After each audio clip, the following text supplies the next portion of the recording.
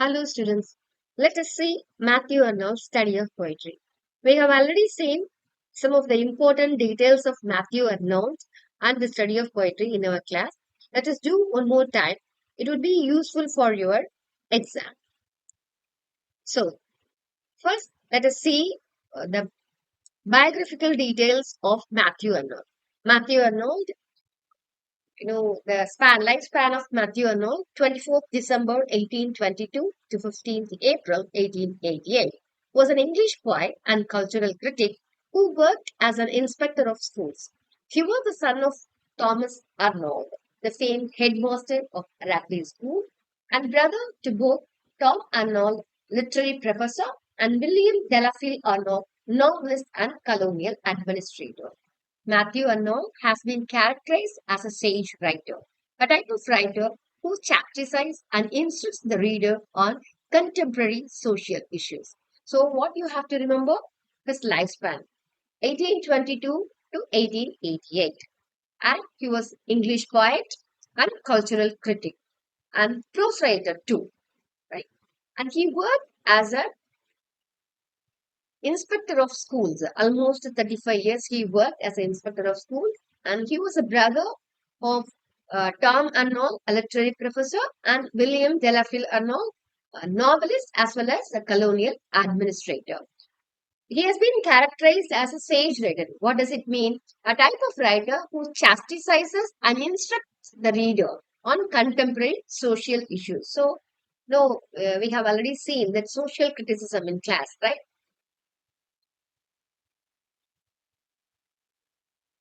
So he was born at Laleham in 1822 and went to school at Winchester and Rugby.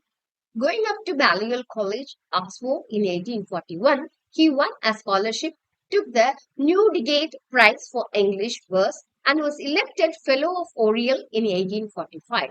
After some years as a private secretary, he became an inspector of schools and performed the routine duties of this office for 35 years. For 10 years, he was a professor of poetry at Oxford, and in 1883 to 84, he lectured in America. He died in 1888. So, what you have to remember?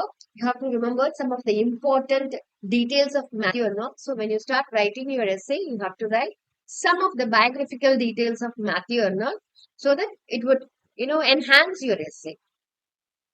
Like his lifespan and, English poet, critic, prose writer, and he worked as an inspector of schools for almost 35 years, and he worked as a professor of poetry at Oxford almost 10 years, and he lectured, in a year, during a year, for a period of year, 1883 to 84 in America, and he died in 1888. So these are some of the important details of Matthew Arnold. You can write for your essay.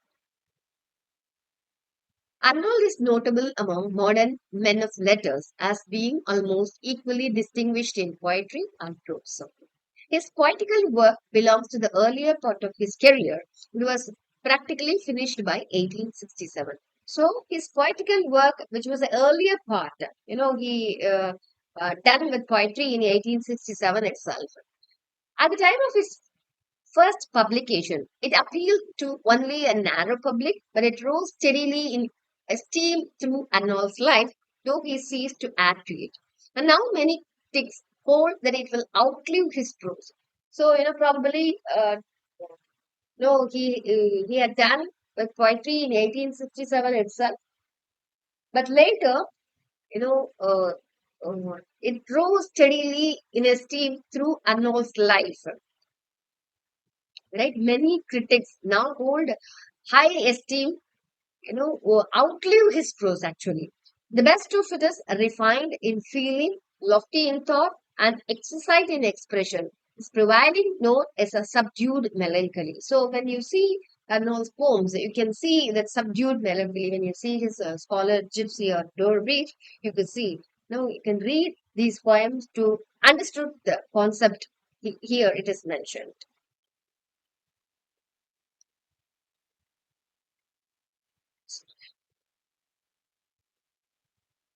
So in prose, Arnold wrote on many themes, including educational, social, political, and especially literary and religious. So, almost all the themes he touched it: educational, social, political, literary, and religious.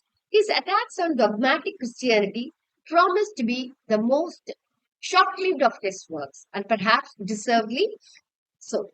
As here, Arnold was dealing with technical matters in which he was not an expert. In literary criticism, he has been and still is a vital influence, especially urging the value of an outlook over the literature of other countries and the cultivation of an intimacy with the great classics of the past. Let us see.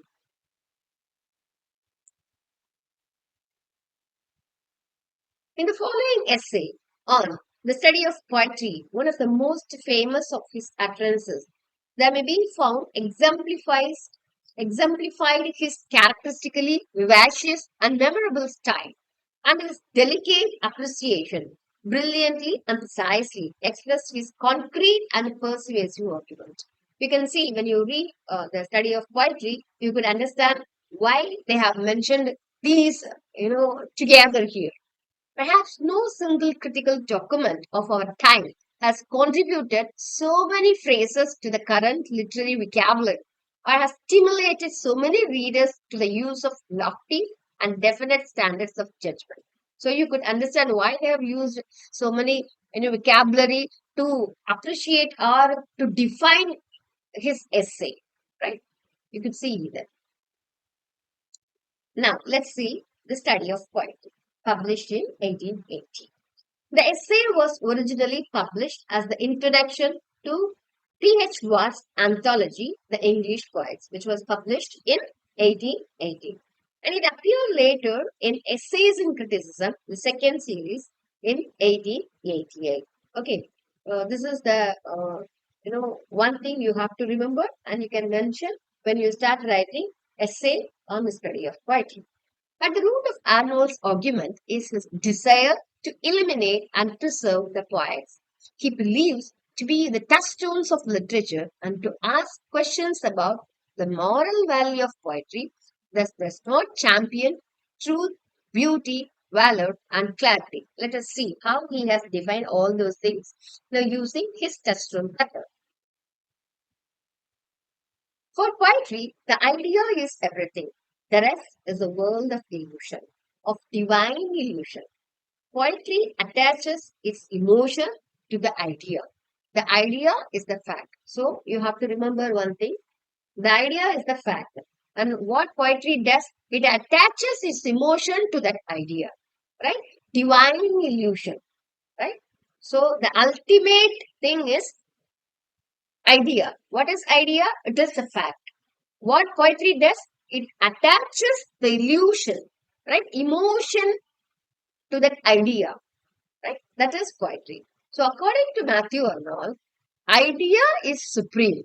And in poetry, it is the idea that matters. That is attached by poetry through emotions. Right? So according to Matthew Arnold, what is supreme? Idea is supreme. In poetry, idea that matters. Right? According to him, the function of poetry is to interpret life for us, to console us, and to sustain us. What is the function of poetry? To interpret life for us, to console us, and to sustain us. He says, if science is appearance, then poetry is expression. So, when we talk about science, whatever we could see, we believe. Whatever we could not see, we don't believe. That is what, the basic, uh, definition, how people define science, right? If you cannot, uh, see something, no, when they started talking about science during the Victorian age, this was the ultimate idea. They considered if it is, if you are able to see something, then no, if it is able to see something, then it is science. If you are not able to see something, then they question those things. This is what they also questioned about the existence of God, right? What he says, if science is appearance, then Poetry is expression. So when you see when you say that science is appearance, then how could you define poetry? Poetry is expression. So there is no appearance without expression. Then Arnold talks about setting our standard for poetry high. We must accustom ourselves to high standard and strict judgment, and there is no place for charlatanism in poetry. What is that? There is, you have to keep some high standard and strict judgment. There is no half truth. There is no dishonesty. That is charlatanism. Let us see what is charlatanism. What is charlatanism? Arnold in his essay said, charlatanism is confusing the difference between excellent and inferior. Sound and unsound are only half sound. True and untrue are only half true. Judging with little differences has paramount importance. So there is no place for charlatanism in poetry, which means some people show that they, without having any skills or knowledge, they show that they have some kind of knowledge or skills. That is charlatanism. So he says that you should not have that kind of confusing thought. You have to be, keeping these differences. That is the paramount of, you know, um, paramount of importance. When you talk about the highly seriousness, when you talk about, you know, poetic quality, these are the things, these are the slight differences, some of the major differences. So you should not, think that you should not confuse with these things. That is half true or untrue. Okay. Art should represent the whole truth, but truth will vary person to person. Artistic truth is universally acknowledged. So, one thing you have to remember here, right? Fact is fixed, but truth will vary person to person. Okay? Fact is fixed. Truth will vary person to person. But artistic truth accepted by all the people, that is universally accepted, universally acknowledged. This is what he says. Art should represent the whole truth, not half truth. Okay. So it has to represent the whole truth. But that truth will vary person to person. That is not a problem. That artistic truth is universally acknowledged. So he talks about three kinds of estimates. And these estimates are related to poetry and its reading. So, how do we judge a poem? Right? He has given three kinds of estimate. What are those? Historic estimate, personal estimate, and real estimate. So, as we have seen the earlier part, he has mentioned about how poetry should be, and how we have to keep our high standards, how we have to be aware of charlatanism. All those things we have discussed. Now he talked about the three kinds of estimates, and how we have to analyze the true poetry, right? Three estimates: historic estimate, personal estimate, and real estimate. Now let us see one by one. Historic estimate. What is historic estimate? It is a fallacious estimate that deals with the poets of the past. When we are affected by a poet's historical background, we may easily consider his poetry of more importance than in reality it is. We must overrate it. So this type of fallacy is caused in judgment by historic estimate. So we have discussed all those things in classroom itself. Always we try to relate the concepts for better understanding with the contemporary things, right? For example, I always connect these concepts with the movie so that it will be easy for us to remember for a longer time. Historic estimate. Forget about the whole thing. When we watch a movie without knowing the director's background. When we watch a movie, we get a different feeling. When we know about, without even understanding the director's, biography, which means the director got so many awards, and the director super duper hit movies he has already released, and he has been in this field for longer time. All those things, all those thoughts influenced, right? And then when we watch that movie, we got a different, we overrate it. I could say that better example that the Maniratnam's movie, that Ponniyin Selvan, because of that, the hype which was given to director Maniratnam, the movie actually, hyped too much. So those who already read the novel might be probably, not getting that satisfaction when they watch that movie. There are plenty of things. Of course, we understand that when novel is taken as a movie, there are certain things we have to compromise. But it is very essential which things have to be compromised, right?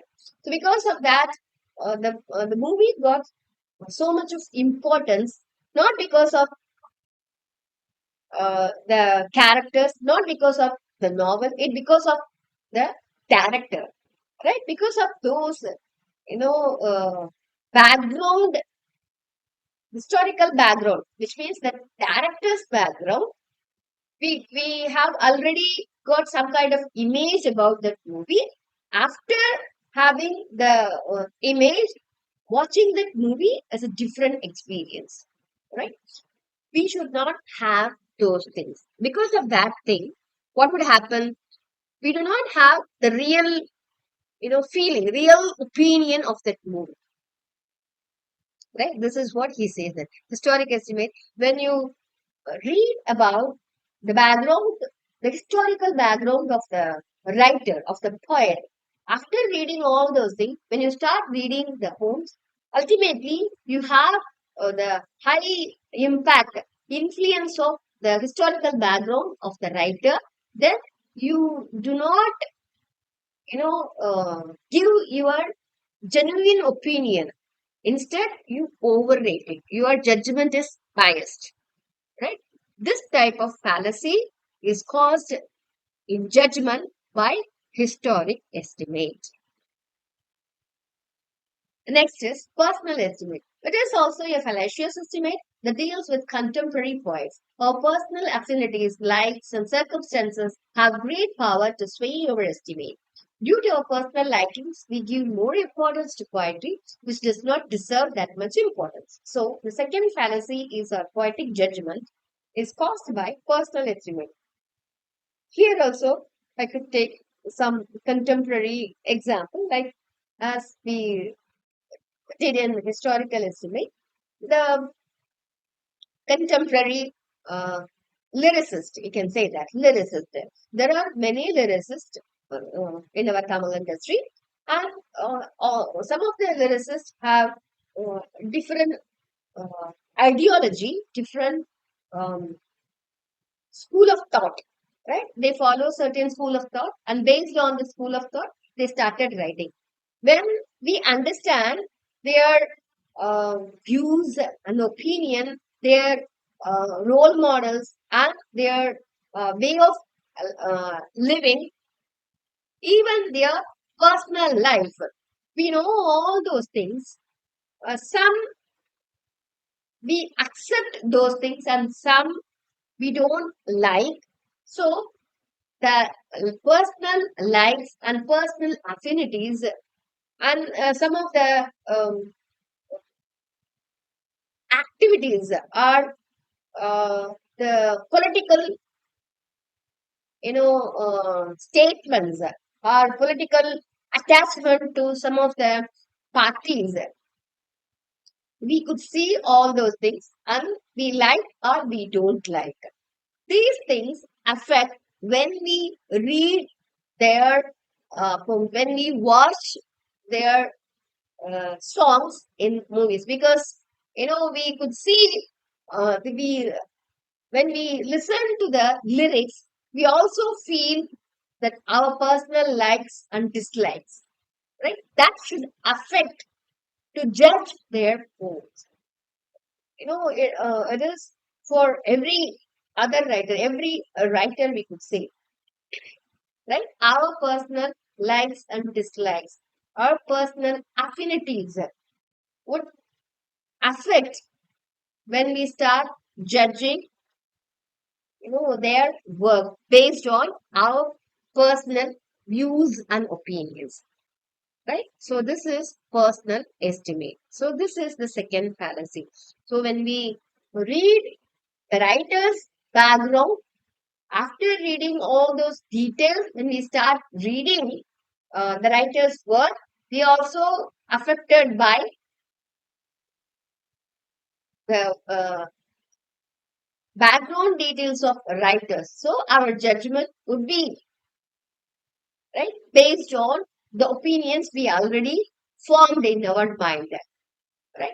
And here also personal estimate, which we have our own likes and dislikes. Based on that, we like certain writers, or based on that, we don't like certain writers. So all those opinions already formed in our mind. Based on that, when we start estimating, when we start judging a writer's work, again we commit some mistake. That is personal estimate. So what is the real estimate? It is the only true estimate that is not affected by any estimate, which means that it should not be affected by historical background. It should not be affected by our personal uh, biased opinions, right? A sense of the best, the real excellence. Strength and joy can be drawn from it. It is present in our minds and governs our estimate of what we read. We are sure of the frequent temptation to adopt the historical estimate and personal estimate, which are fallacious but forget the real estimate. What is the benefit? The benefit of real estimate is high, and it is the benefit of clearly feeling and deeply enjoying the real excellence, the true classic in poetry. Everything depends on the reality of a poet's classic character. So, if he is a dubious classic, let us accept him. So, if we have doubt in his classic theme, then we need to sift him. If he is false classic, let us explode him, right? But if he is a real classic, if his work belongs to the class of the very best, then the great thing for us is to feel and enjoy his work as deeply as we can. So it is the role of critic is very important. The critic has to find out whether the writer, right, the works of the writer are real, right? How do we estimate the works of writer? We need to judge the work through estimate, real estimate, right? So if we find out his work belongs to the class of the very best, then we need to enjoy his work as deeply as we can. Right? So we must read our classics with open eyes and not with eyes blinded by superstition.